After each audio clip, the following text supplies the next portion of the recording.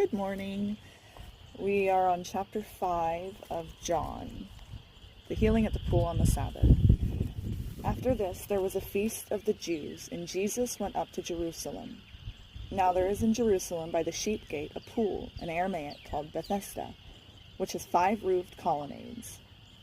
In these lay a multitude of invalids, blind, lame, and paralyzed. One man was there who had been an invalid for 38 years. When Jesus saw him lying there and knew that he had already been there a long time, he said to him, "Do you want to be healed?" The sick man answered him, "Sir, I have no one to put me into the pool when the water is stirred up, and while I am going, another steps down before me." Jesus said to him, "Get up, take your bed, and walk." And at once the man was healed, and he took up his bed, and he walked. Now that day was the Sabbath. So the Jews said to the man who had been healed, "It is the Sabbath, and it is not lawful for you to take up your bed." But he answered them, "The man who healed me, the man that said to me, 'Take up your bed and walk.'"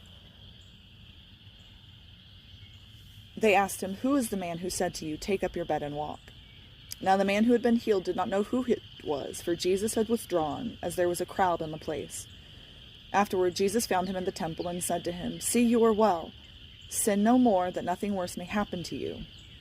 The man went away and told the Jews that it was Jesus who had healed him.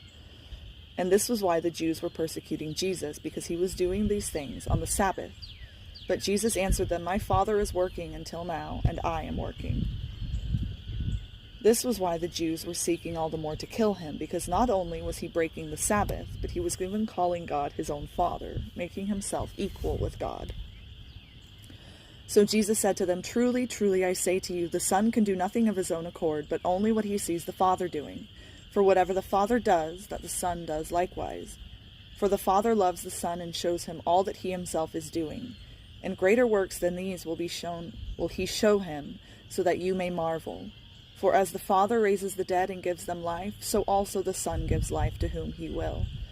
For the Father judges no one, but has given all judgment to the Son, that all may honor the Son just as they honor the Father. Whoever does not honor the Son does not honor the Father who sent him. Truly, truly, I say to you, whoever hears my word and believes him who sent me has eternal life. He does not come into judgment, but has passed from death to life. Truly, truly, I say to you, an hour is coming and is now here, when the dead will hear the voice of the Son of God, and those who hear will live.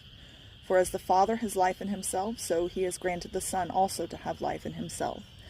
And he has given him authority to execute judgment, because he is the Son of Man. Do not marvel at this, for an hour is coming when all who are in the tombs will hear his voice and come out, those who have done good to the resurrection of life, and those who have done evil to the resurrection.